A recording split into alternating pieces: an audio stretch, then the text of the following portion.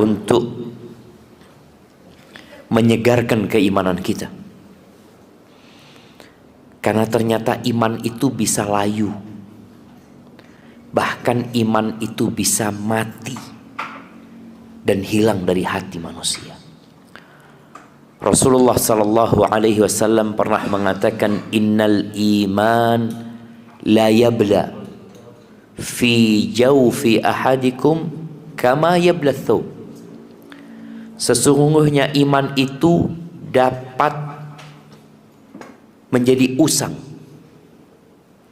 sebagaimana baju itu jadi usang. Kita lihat nih, kita sedang berada di sama sehome ya.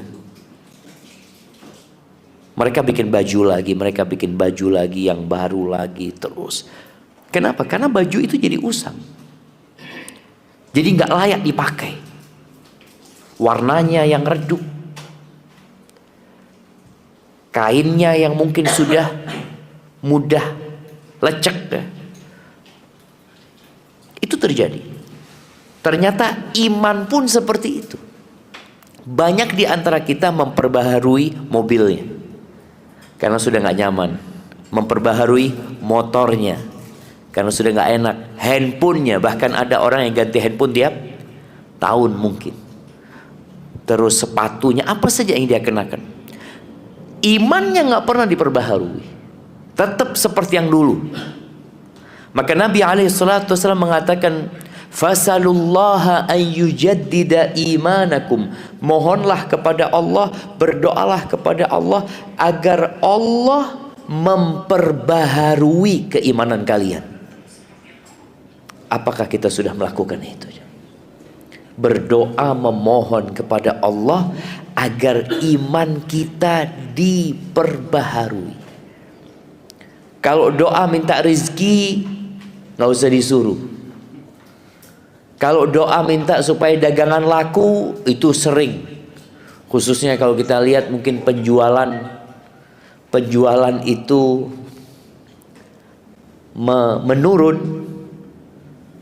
Apa yang dilakukan? Semua disuruh berdoa. Minta sama Allah, semoga penjualannya jadi naik.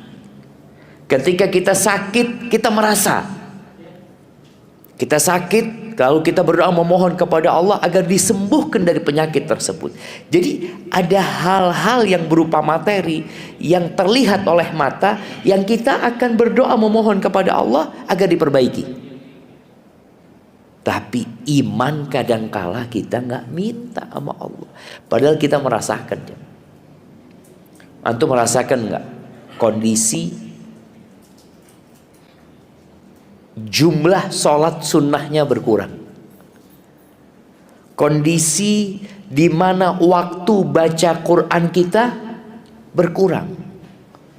Ana dulu pernah sehari 1 juz, sekarang yaitu Pak Ustadz, mau 1 lembar aja nggak punya waktu.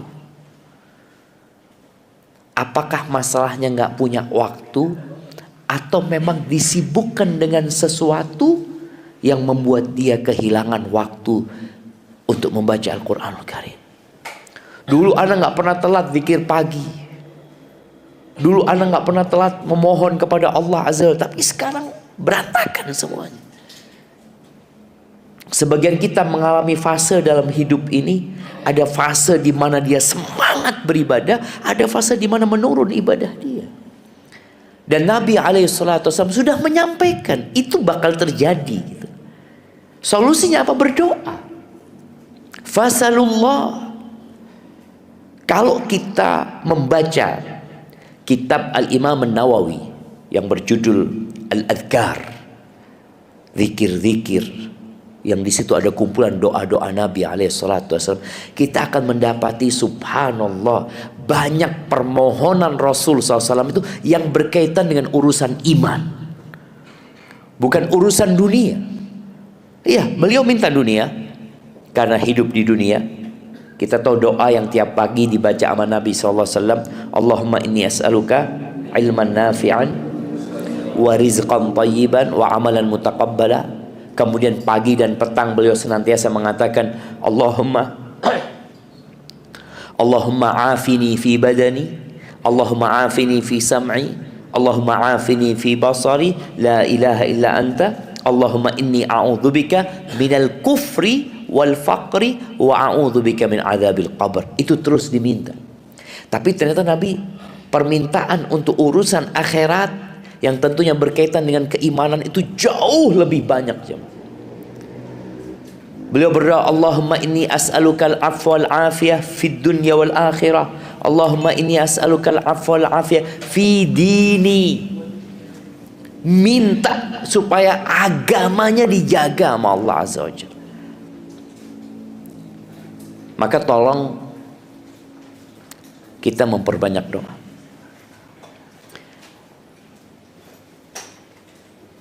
Insya Allah kita semua merasakan, jemaah, bagaimana satu persatu permasalahan yang kita hadapi itu Allah selesaikan dalam urusan dunia.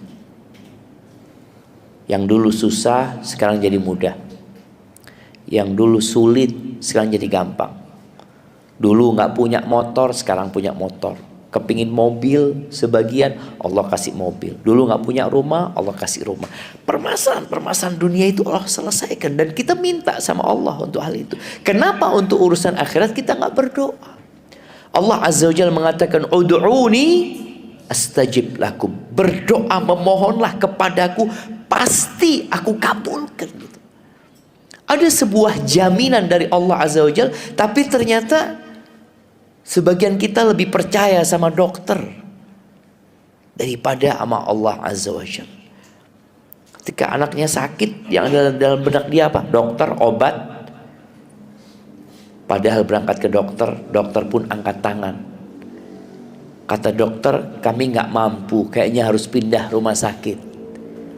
Pindah ke rumah sakit, kirim ke Jakarta.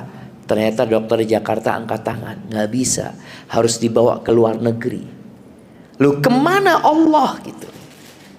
Terkadang Allah itu jadi pilihan terakhir. Kalau sudah mentok baru, ya Allah, katanya dokter udah gak mampu. Loh, sejak awal dokter itu tidak punya kemampuan untuk menyembuhkan.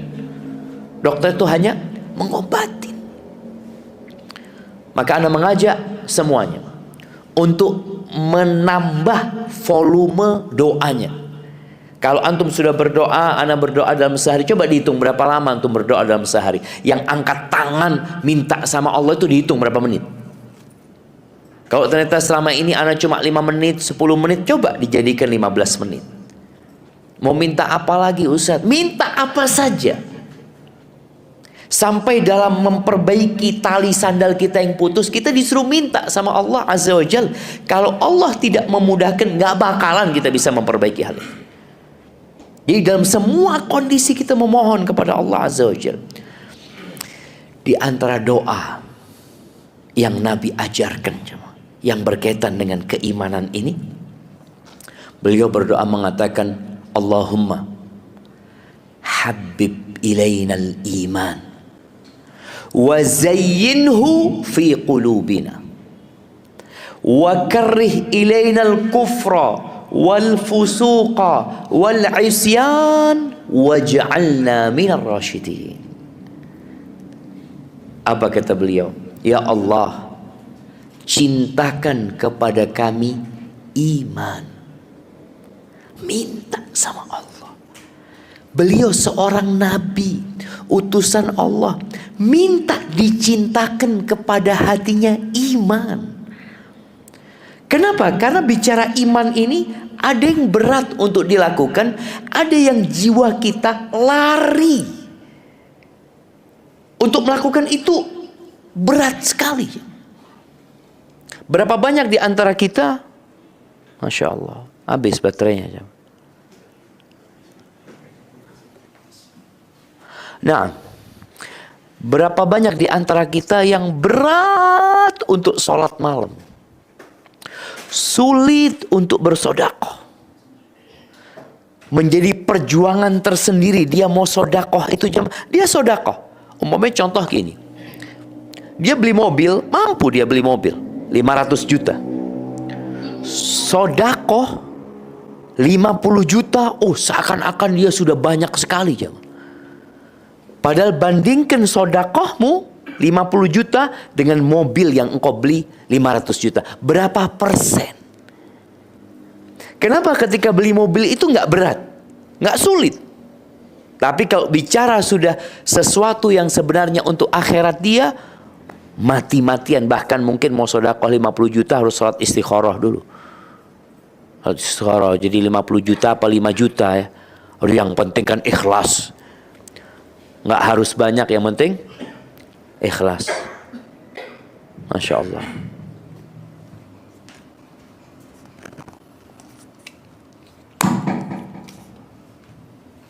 Nah, jadi sebagian kita berat untuk melakukan ketaatan. Maka perlu memohon agar Allah mencintakan kepada kita iman. Iman itu ucapan dengan lisan, keyakinan dengan jiwa kita, dengan hati kita, dan diamalkan dengan raga kita. Itu bicara iman.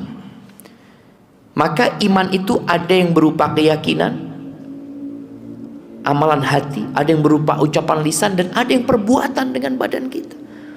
Kalau tidak dicintakan kepada kita, wallahi berat. Ada orang rumahnya hanya 50 meter dari masjid, tapi nggak bisa nyampe masjid. Lapangan bola yang jaraknya 5 kilo, berangkat dia. Tempat kerja dia yang jaraknya mungkin 50 kilo, boleh jadi dia berangkat tiap hari pulang pergi.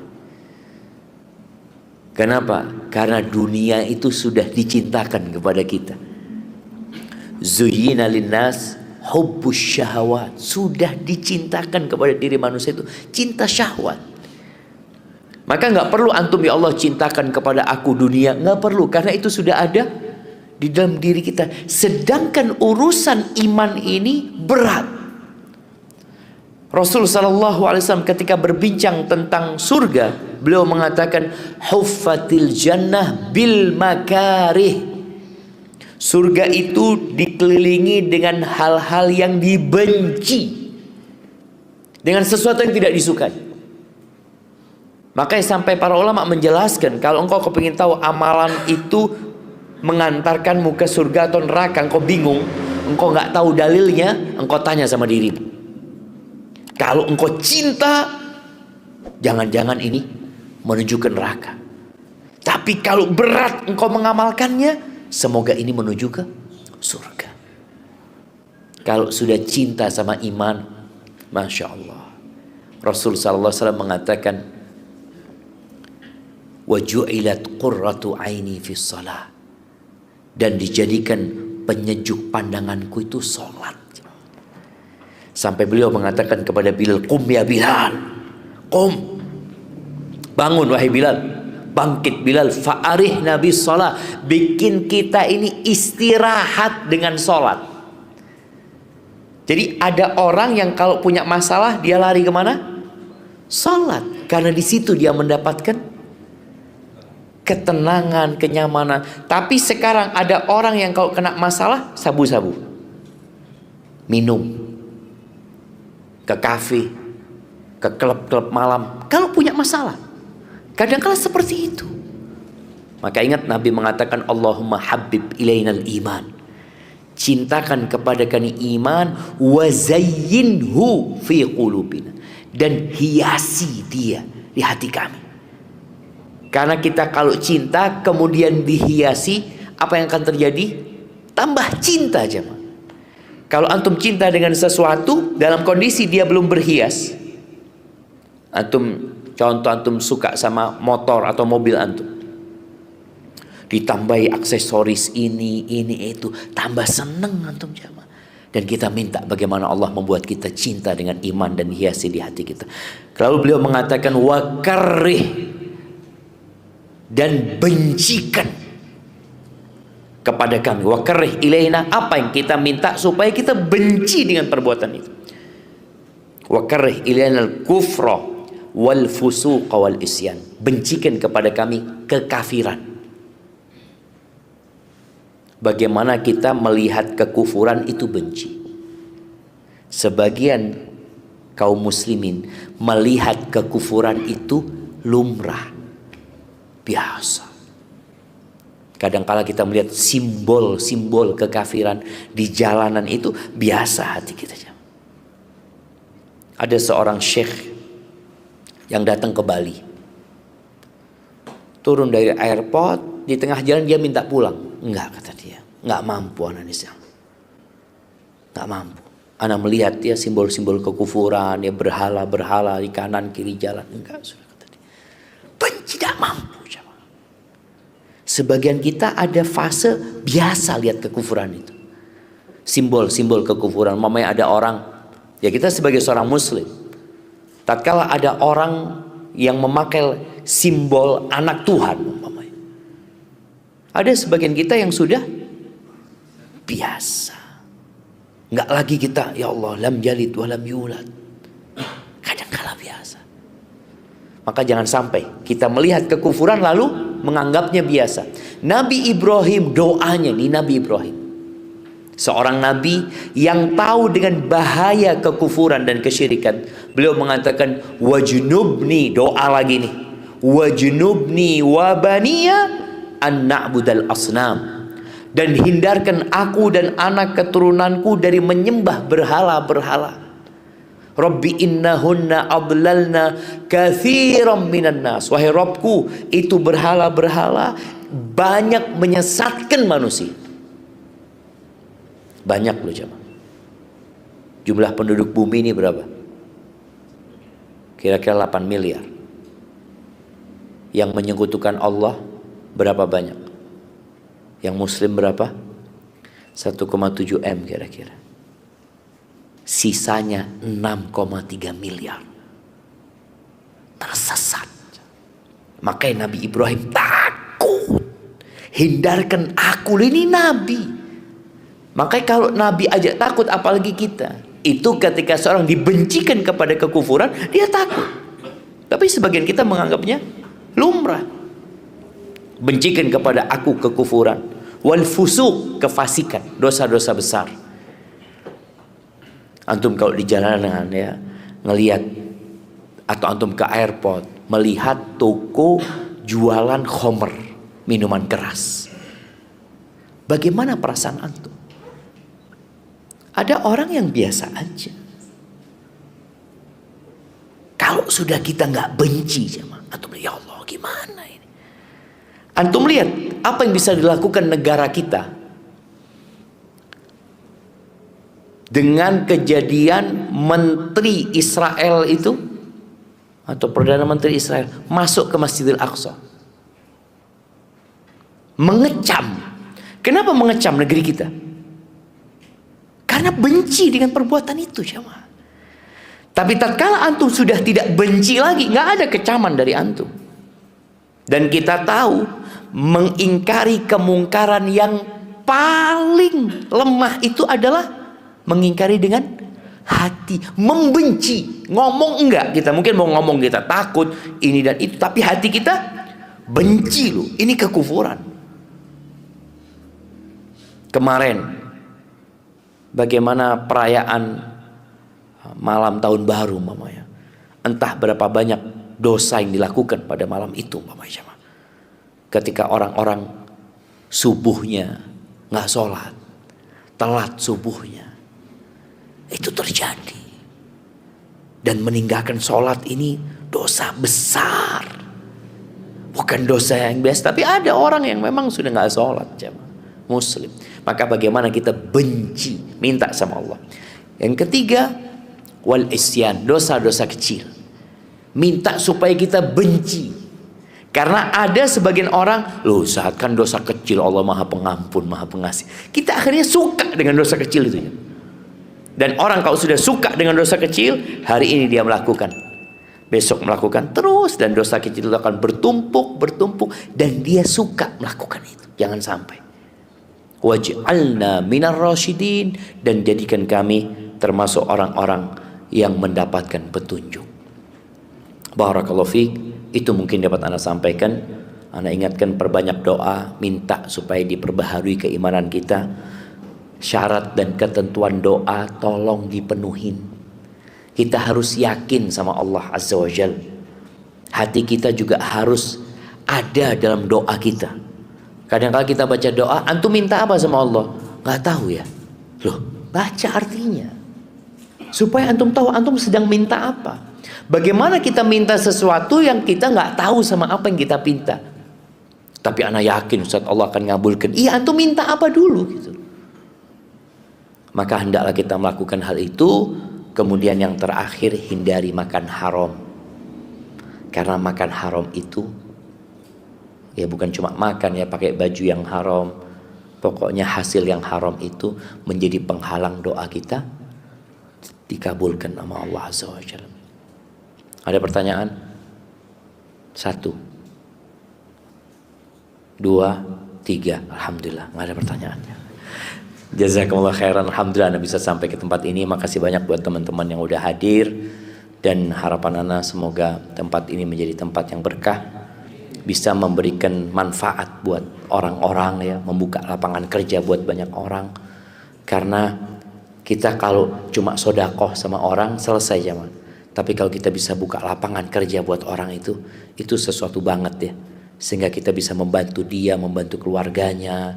Dan harapan Ana, semua yang hadir di sini dan semua yang mendengarkan selalu berpikir, bukan berpikir untuk dirinya, tapi berpikir bagaimana memberikan manfaat buat orang lain. Buka lapangan pekerjaan buat orang lain, memberikan manfaat kepada mereka. Orang yang paling dicintai